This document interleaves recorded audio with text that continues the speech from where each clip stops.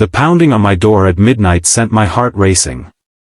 Standing there in my worn pajama pants, my 5-year-old daughter finally asleep after a nightmare, I never expected to find Eliza Winters, my intimidating CEO, on my doorstep, rain-soaked and determined. "James, I need 10 minutes of your time," she said, her voice softer than I'd ever heard at the office. Those 10 minutes would completely transform my broken life, setting me on a path I never thought possible. If you've ever felt like you're drowning in responsibilities with no way out, this story might just be the lifeline you need. Hit that like button and subscribe if you've ever believed in second chances, because sometimes, they arrive when you least expect them, even in a midnight knock. I stood frozen in the doorway, unable to process the sight before me. Eliza Winters, the formidable CEO of Horizon Technologies, known throughout the company for her razor-sharp mind and uncompromising standards, was standing on my porch at midnight, her normally perfect appearance disheveled by the storm. "James," she repeated, "I know it's late, but I need 10 minutes. It's important." My mind raced through all the possibilities. Was I being fired? Had I made some catastrophic error on the Henderson project? I'd been struggling to balance my work responsibilities with caring for Emma since her mother walked out on us 2 years ago, claiming she wasn't cut out for motherhood. The constant juggling act left me perpetually exhausted, always feeling like I was failing at both roles. Of course, I managed, stepping aside to let her in. "My daughter's asleep, so we'll need to keep it down." Eliza nodded, her eyes softening slightly at the mention of Emma. I led her to my modest living room, hastily clearing away Emma's stuffed animals from the couch. The contrast between Eliza's polished presence and my chaotic home made me acutely aware of how far I'd fallen from the promising executive I once was. "Can I get you anything? Coffee? Tea?" I offered, desperately trying to maintain some semblance of normalcy in this surreal situation. "No, thank you," she said, taking a seat. For the first time since I'd known her, Eliza Winters looked uncertain. She glanced around the room, taking in the framed drawings Emma had made, the stack of children's books on the coffee table, the single dad life on full display. "I'll get straight to the point," she finally said, her voice regaining some of its usual authority. "I've been watching you, James." My stomach dropped. Here it comes, I thought. The pink slip. The end of the career I'd been desperately trying to salvage. "You're struggling," she continued. "Your work, which used to be exceptional, has become inconsistent. You're frequently late, often distracted, and clearly exhausted." I couldn't argue with her assessment. The truth was, I was drowning. Between Emma's school, her doctor's appointments, the house, and my demanding job, there simply weren't enough hours in the day. I'd been running on fumes for months, surviving on coffee and the fierce love I had for my daughter. "I understand," I said, resignation in my voice. "If you're here to let me go, I appreciate you doing it in person, even at this hour." To my surprise, Eliza laughed, a genuine sound I'd never heard from her before. "I'm not here to fire you, James. I'm here to help you." I must have looked as confused as I felt because she continued without prompting. 3 years ago, I was you," she said quietly. "Not a single parent, but someone trying to balance an impossible load. My mother was diagnosed with early-onset Alzheimer's, and suddenly I was working full-time while being her primary caregiver. I was falling apart at the seams until someone stepped in and showed me a better way." I sat back, stunned by this glimpse into her personal life. At the office, Eliza was an enigma, brilliant, demanding, and intensely private. No one knew anything about her life outside of work. "The thing is, James, you're too valuable to lose. Your insights on the Henderson project, even in your current state, were more innovative than anything the rest of the team produced. But talent means nothing if you burn yourself out completely." She reached into her bag and pulled out a folder. "I've spent the past week putting together a proposal. For you. For the next several minutes, Eliza outlined a plan so comprehensive it took my breath away. A flexible work schedule that would allow me to drop Emma at school and pick her up without the daily panic. A promotion to team lead that would give me more control over my projects and hours. Access to the company's emergency childcare service for when Emma was sick or school was closed. Why? I finally managed to ask. Why go to all this trouble for me? Eliza was quiet for a moment, her fingers tracing the edge of the folder. Because someone did it for me when I needed it most. And because talent like yours doesn't come along often. The company benefits by keeping you functioning at your best, and you benefit by having the support you need. She stood up, smoothing her still damp blazer. Think about it over the weekend. We can discuss the details on Monday. As she headed toward the door, she paused, looking at a photo of Emma and me at the park, both of us laughing, ice cream smeared across my daughter's face. She's beautiful, Eliza said softly. You're doing a good job, James. A really good job. Now let us help you do it better.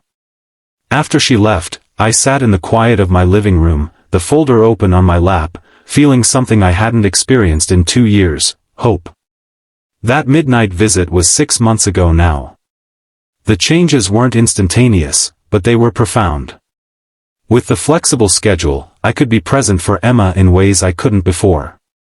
The promotion meant I was doing more meaningful work and, surprisingly, less of the busy work that had been consuming my days. The emergency childcare had been a lifesaver during flu season.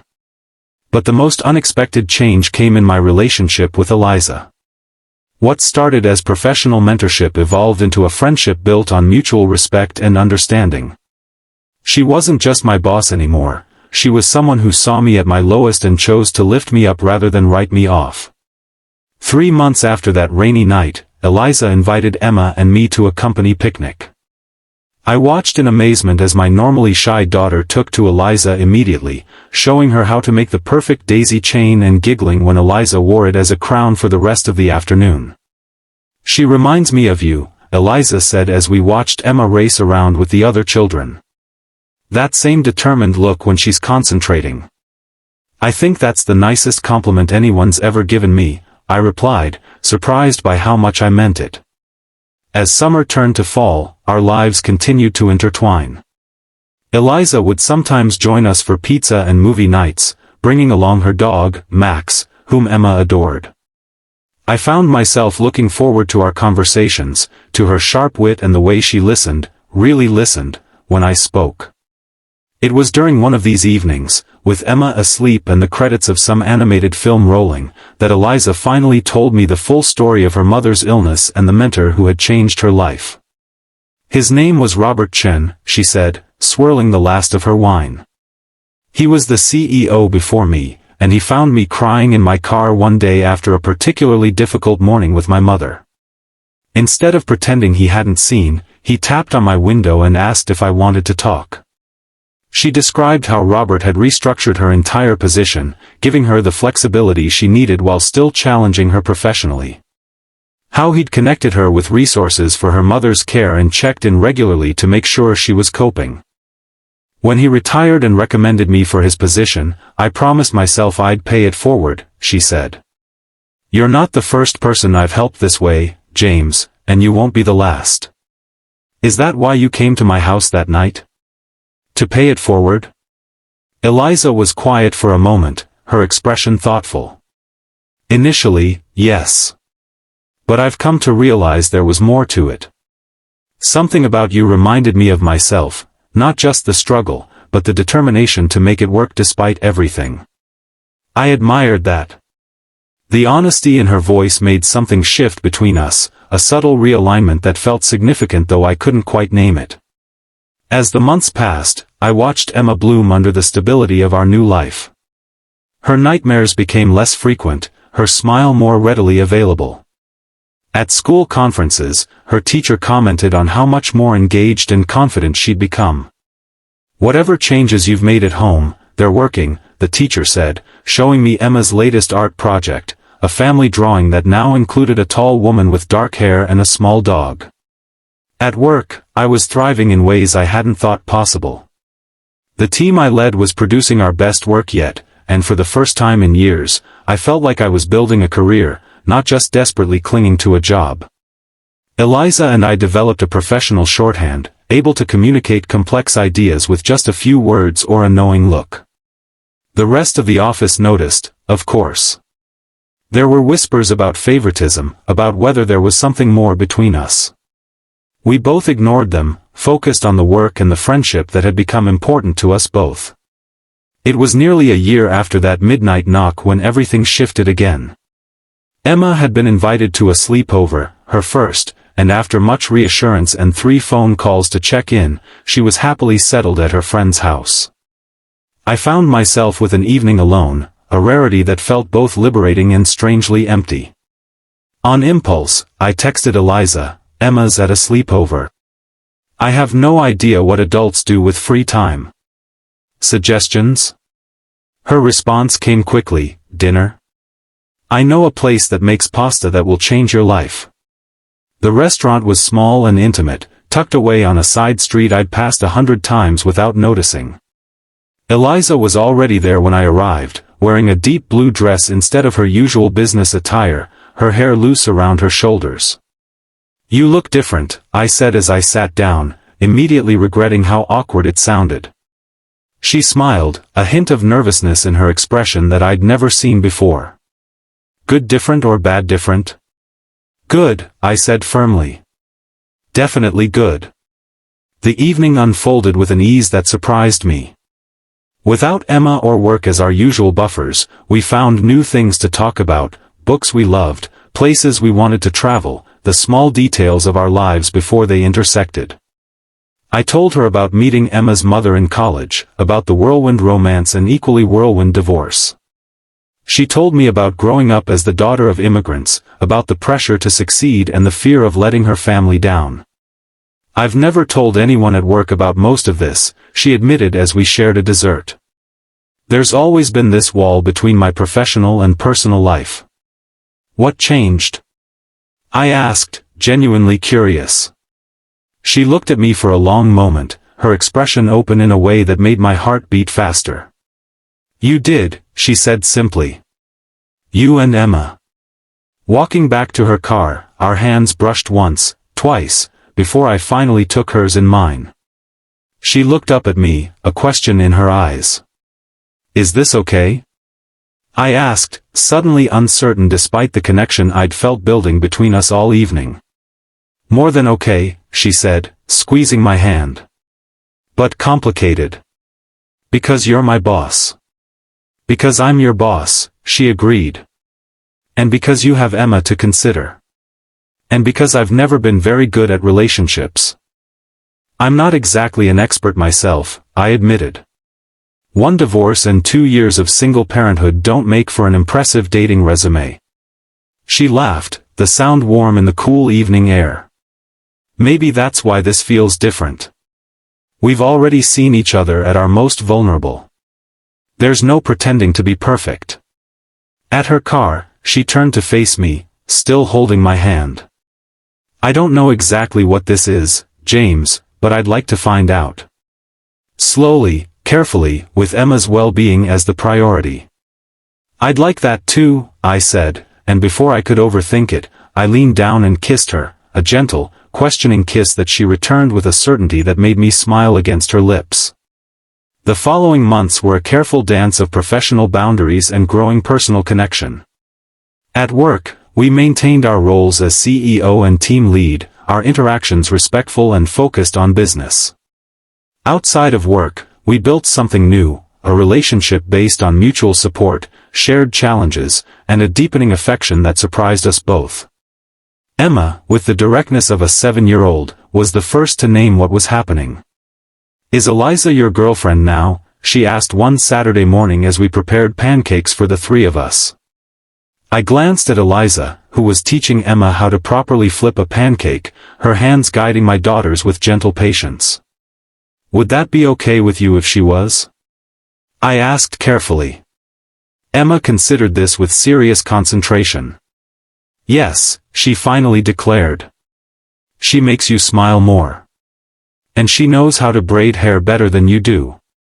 High praise indeed, Eliza said, winking at me over Emma's head. That night, after Emma was asleep, Eliza and I sat on the porch swing, watching the same stars that had witnessed her arrival at my door 18 months earlier. I never expected any of this, she said, her head resting against my shoulder. When I knocked on your door that night, I was just trying to save a valuable employee. And I was just trying to survive another day, I added. Funny how life works out. She turned to look at me, her expression serious. Are you happy, James? With how things have changed? I thought about the question, about the journey from that desperate, exhausted single dad to the man I was now, still a devoted father, but also a successful team leader, a partner, a whole person again. I'm happier than I ever thought I could be, I said honestly. You didn't just change my life that night, Eliza. You helped me rebuild it into something better. She smiled, the moonlight catching in her eyes. We rebuilt it together. All three of us. As we sat there, planning a future none of us could have imagined 2 years ago, I thought about all the people watching this story unfold. About the single parents struggling to keep their heads above water, the professionals trying to balance ambition with compassion, the lonely hearts wondering if second chances really exist. I wanted to tell them all, yes, life can change in an instant. Sometimes it takes a midnight knock, an unexpected hand reaching out when you're at your lowest. Sometimes the person you least expect becomes the one you can't imagine living without. And sometimes, the family you build from the broken pieces is stronger than the one you had before. So if you're watching this and feeling like there's no way forward, remember my story. Remember that 10 minutes can change everything if they're the right 10 minutes with the right person. Like this video if it gave you hope, subscribe for more stories of unexpected transformations, and remember, the knock on your door might be just around the corner. All you have to do is be brave enough to answer it.